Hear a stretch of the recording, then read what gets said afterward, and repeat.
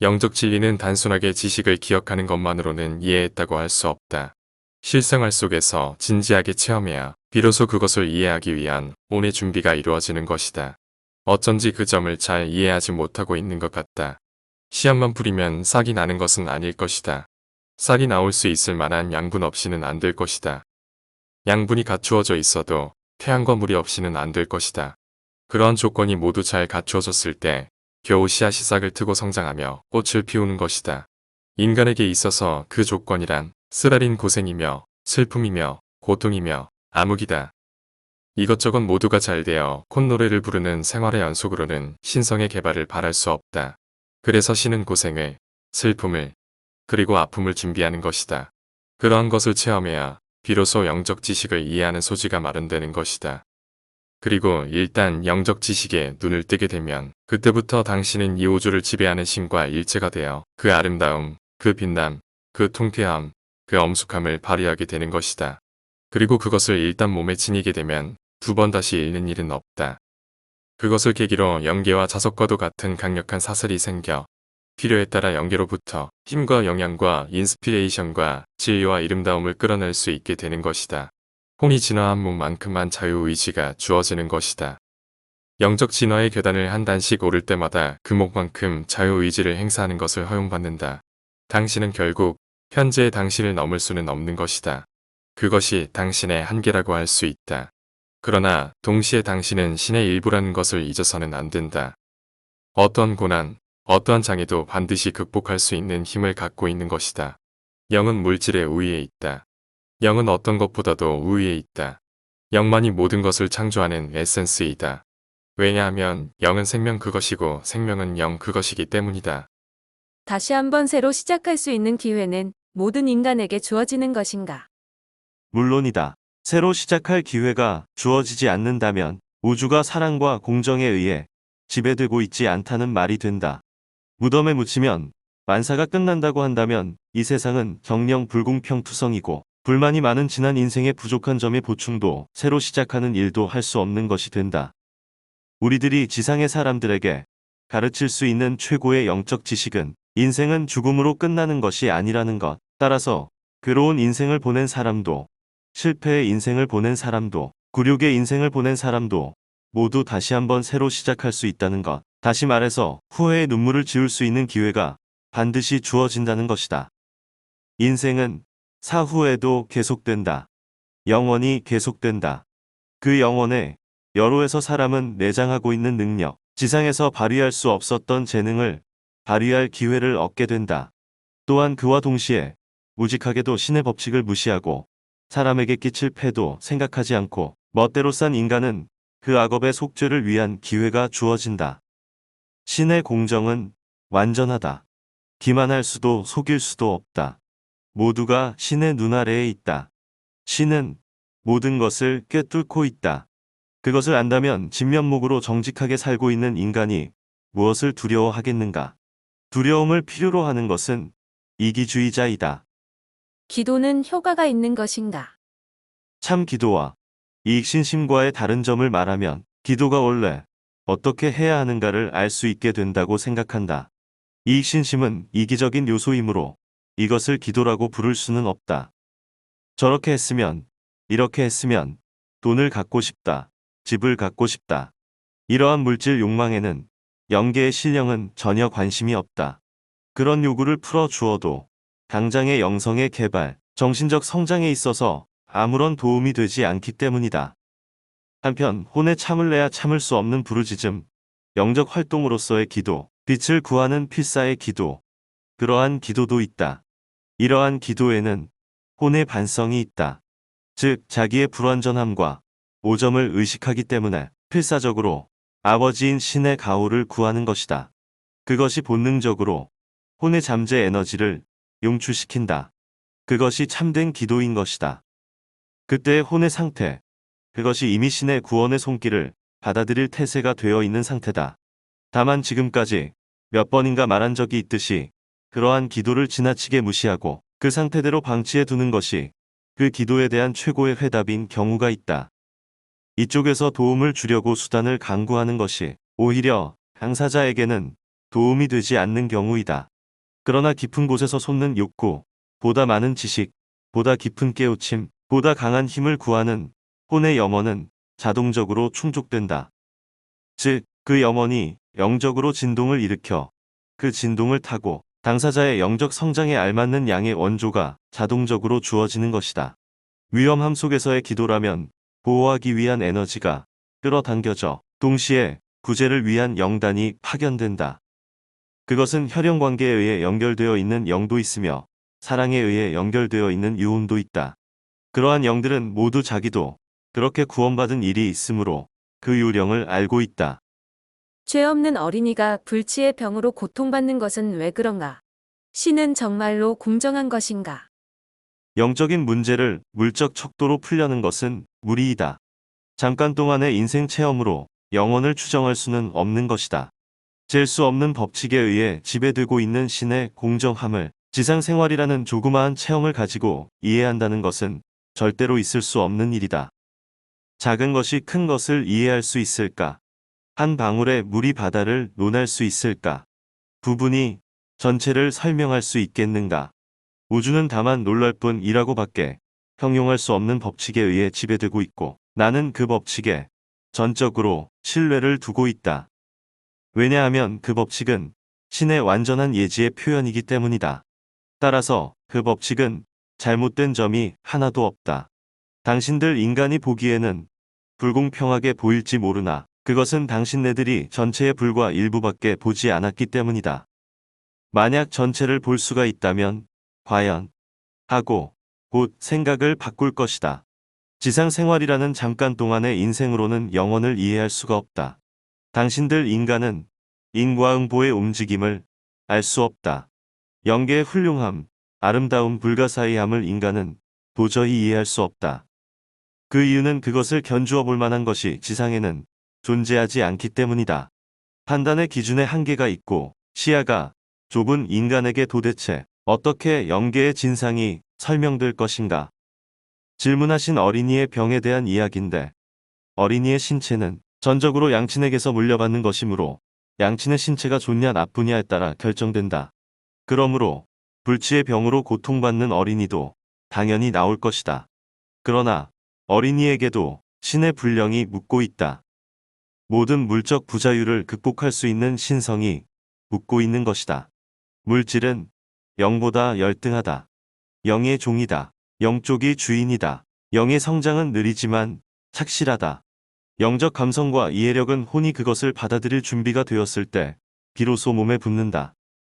따라서 우리들이 설교하는 진리도 사람에 따라서는 우의독경으로 끝나버리는 일이 있다. 그러나 영적 진리에 마음이 움직이는 사람은 이미 혼이 그것을 받아들일 수 있게 성숙해졌다는 것이다. 마치 신의 입장에서 말하는 것 같은 태도로 사물을 비판하는 일은 삼가해야 한다. 이렇게 전쟁만 계속되는 비참한 세상에 태어나야 할 일이라도 있는 것인가? 태어나느냐 아니냐는 자유의지의 문제이다.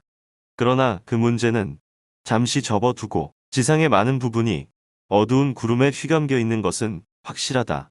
그러나 비참한 세상이라고 말해버리는 것은 적절하지 않다고 생각한다. 지구는 우주에서 지구 나름의 역할이 있다. 생명의 여로에 있어 하나의 과정이다.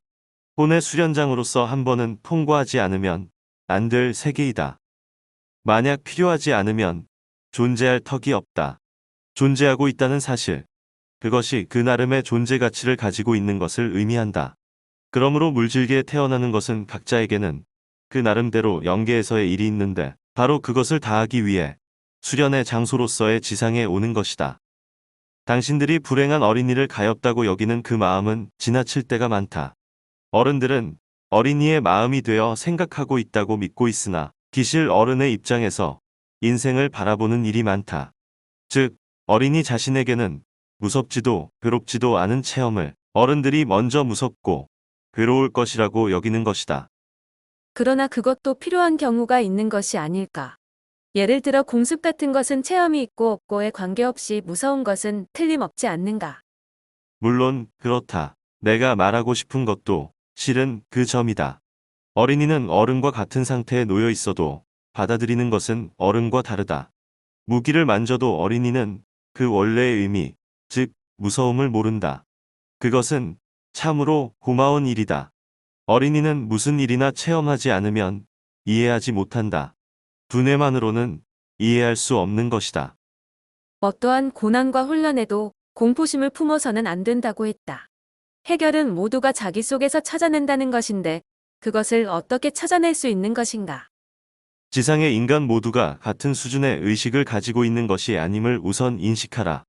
지금 지상에 있는 몇억이라는 인간의 한 사람 한 사람이 모두 다른 단계를 걷고 있는 것이다. 그 가운데는 긴 여로 끝에 겨우 혼의 내부에 있는 신성이 발휘되는 단계에 이른 사람도 있다. 혼란 속에서도 냉정을 잃지 않고 내부의 신성을 발휘시킬 마음가짐이 되어 있는 사람도 있다. 그러한 사람은 반드시 해결책을 찾아낸다. 어떻게 찾아내는가가 문제인데 실은 그러한 의문을 품는 자체가 당신이 아직까지 그 단계에 이르지 못했음을 의미한다. 당신도 신의 일부인 것이다. 당신에게도 신이 묻고 있다. 그것은 극히 작은 일부이지만 신적 속성의 모든 것을 잠재적으로 소유하고 있다. 완성되어 있지는 않으나 완전하다. 만약에 공경을 만나 그 신성과 파장을 맞추어 마음을 편안하고 고요하게 지니고 정신적으로 통일 상태를 유지할 수 있으면 그것은 우주의 대영과 일체가 되는 일로 의심이나 혼미도 없고 따라서 거기에 공포심이 들어갈 틈은 없다. 파장이 맞지 않기 때문이다. 그러한 마음가짐이 간단히 이룩된다고 말하지는 않겠다. 노력하면 이룩된다고 말하고 싶다. 현재 그러한 경지에 이른 사람도 많이 있다. 지상 생활을 반복한 뒤에 혼의 궁극적 운명은 어떻게 되는 것일까? 나는 궁극적인 것은 아무것도 모른다. 최초와 최후에 이른 나도 어떻게 할 수 없는 것이다. 생명은 영원하다. 진화도 무한하다. 시작도 없고 종말도 없는 것이다. 진화는 영원히 계속되는 것이다. 자유의지의 사용을 잘못했기 때문에 죄를 범한 경우 신은 왜 잘못 사용하게 되는 자유의지를 주었을까? 대체 어떻게 해달라고 말하는 것인지 모르겠다. 절대로 잘못을 범하지 않게 만들어진 로봇이 좋다고 말하는 것인가? 그렇지 않으면 죄를 범하고도 성인 군자가 될 가능성을 갖는 살아있는 인간 쪽이 좋다 생각하는 것인가? 로봇은 죄를 범하지 않을지 모르지만 자유의지도 진보도 없다. 진보하기 위해서는 성공과 실패의 양면이 필요한 것이다. 실패가 없으면 성공도 없기 때문이다. 인생은 항상 상대적이다. 곤란과 모순 속에서만 진보가 얻어지는 것이다. 편하기 때문에 진보하는 것은 아니다. 어려움 속에서만이 진보할 수 있다. 그 괴로운 과정이 혼을 단련하고 맑게 하고 그리고 성장시킨다. 빛이 없는 것이 암흑이며 선이 없는 것이 악이며 지식이 없는 것이 무지인 것이다. 우주 전체가 빛이 되어버리면 그것은 이미 빛이 아니다.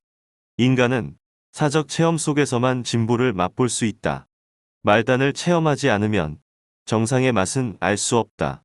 고생하여 얻어진 것이야말로 가치가 있는 것이다. 편하게 손에 넣은 것은 그만큼의 가치밖에 없다. 자살한 자는 영계에서 어떻게 되는 것일까? 그것을 일괄하여 말할 수는 없다. 그때까지 어떻게 지상 생활을 보냈느냐에도 있고 어떤 성격이었나에도 있고 영격의 고하에 따라서도 다르지만 뭐니 해도 그 동기가 가장 문제가 된다. 기독교에서는 모든 자살을 하나의 악으로 간주하는데 그것은 잘못이다. 지상 생활을 스스로의 손으로 끊는 것은 결코 좋은 일은 아니다. 그러나 그 중에는 정상 참작의 여지가 있는 경우도 있다. 그래도 자살해서 다행이었다고 말할 수 있는 경우는 없지 않을까? 물론 절대로 없다. 자기의 생명을 단축시키는 것이 좋을 리 없다. 그러나 자살한 사람이 모두 사후에 암흑 속에서 천년만년이나 고통받는다는 설은 사실과 다르다. 자살 행위는 영적 진보에 방해가 되는가? 물론이다. 신은 참지 못할 정도의 괴로움은 주지 않는다고 말한 일이 있는데 자살에 쫓기는 사람은 역시 견딜 수 없는 괴로움을 받기 때문이 아닐까? 그것은 틀린다. 그 설명의 순서로서 우선 거기에는 예외가 있다는 것부터 이야기를 하겠다. 소위 정신 이상자, 영적으로 말하면 빙의형의 작업에 의한 경우가 있지만 이 문제는 좀 미루어 두겠다. 가부간 이 경우는 극히 소수이다. 물론 대다수는 겁쟁이의 도피 행위에 지나지 않는다. 다해야 할 의무를 정면에서 맞서지 못하고 지금 자신이 생각하고 있는 일, 즉 죽어서 이 세상에서 사라지는 것이 그 괴로움에서 피할 수 있는 가장 편한 방법이라고 생각하는 것이다. 그러나 죽은 셈인데도 여전히 자신은 살아있다. 그리고 피한 것으로 여긴 책임과 의무의 관념이 여전히 자신에게 달라붙어 있어서 그 정신적 창란이 암흑의 오라를 만들어내고 그것이 외계와 접촉을 차단한다. 그러한 상태대로 몇십 년이고 몇백 년이고 괴로워하는 자가 있는 것이다. 그러나 이미 말했듯이 가장 중요한 것은 동기이다. 무엇이 동기가 되어 자살했느냐 하는 것이다. 어려운 상황에서 도피하기 위한 자살은 지금 말한 것처럼 그리 마음대로는 안 된다.